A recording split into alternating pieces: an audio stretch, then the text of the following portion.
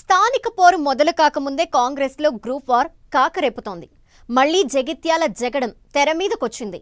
Time చూసి మళ్లీ bomb పేల్చారు మాజీ MLC Jeevan Reddy. Jumping MLA Sanjay target గా మళ్లీ అటాక్ మొదలుపెట్టారు. జీవన్ రెడ్డి ఎందుకింతలా రగిలిపోతున్నారు? లోకల్ బాడీ ఎన్నికల్లో పట్టు కోసమా? రానున్న ఎన్నికల్లో తన వర్గానికి టికెట్లు ఇప్పించుకునే స్కెచ్చా? లేదా పెద్దాయన కోపం పార్టీ పైన, ఎమ్మెల్యే సంజయ్ పైన? తేడా వస్తే ఎంతకైనా తెగిస్తాననే వార్నింగా?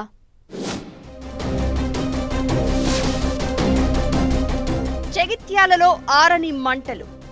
సొంత పార్టీపైనే మాజీ ఎమ్మెల్సీ జీవన్ విమర్శలు. ఎమ్మెల్యే సంజయ్ రాకతో రగిలిపోతున్న జీవన్ రెడ్డి.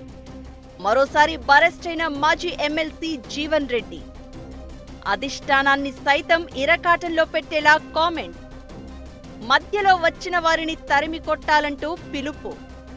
జగిత్యాల జగడం మళ్లీ తెర మీదకు వచ్చింది. ఎమ్మెల్యే సంజయ్ రాకపై మొదటి నుంచి అసంతృప్తిగా ఉన్న మాజీ ఎమ్మెల్సీ జీవన్ రెడ్డి ఎప్పటికప్పుడు తన నిరసనను తెలియజేస్తూ వస్తున్నారు.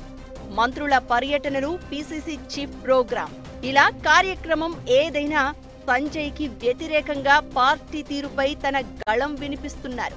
ఇప్పుడు స్థానిక సంస్థల ఎన్నికల వేళ మరోసారి అరెస్ట్ అయ్యారు జీవన్ రెడ్డి.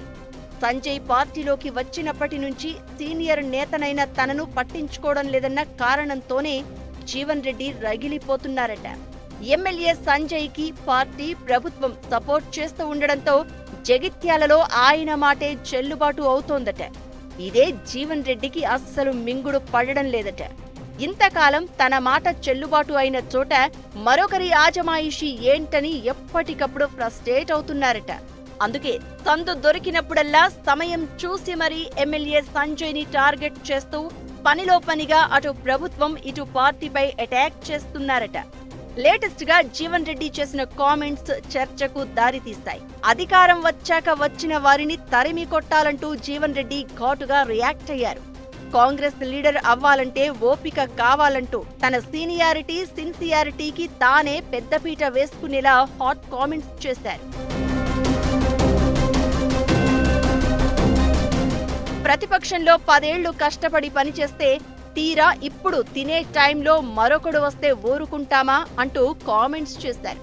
అంతేకాదు పార్టీలోకి కొత్తగా దూరినోళ్లను తరిమి కొట్టాలంటూ క్యాడర్కు పిలుపునిచ్చారు.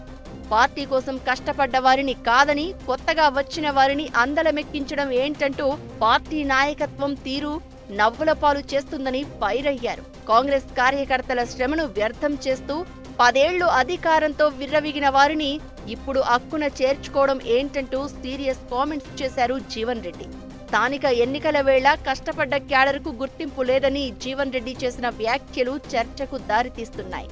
ఎమ్మెల్యే వర్గానికి ఎక్కువ టికెట్లు ఇచ్చే అవకాశం ఉండడంతోనే జీవన్ రెడ్డి మరోసారి అరెస్ట్ అయ్యారన్న టాక్ వినిపిస్తోంది.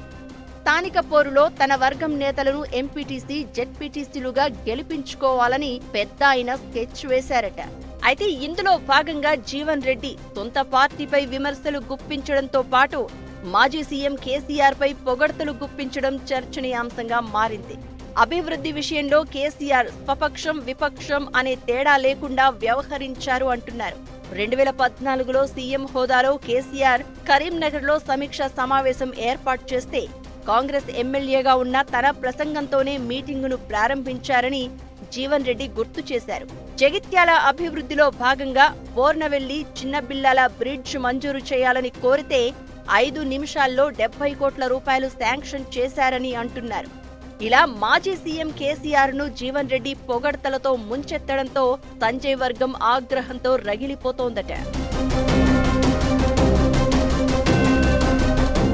లోకల్ బాడీ ఎన్నికల వేళ జీవన్ రెడ్డి మళ్లీ వాయిస్ రేస్ చేయడంతో గ్రూప్ వార్ కాంగ్రెస్ పెద్దలకు హెడ్ఏక్ గా మారిందట.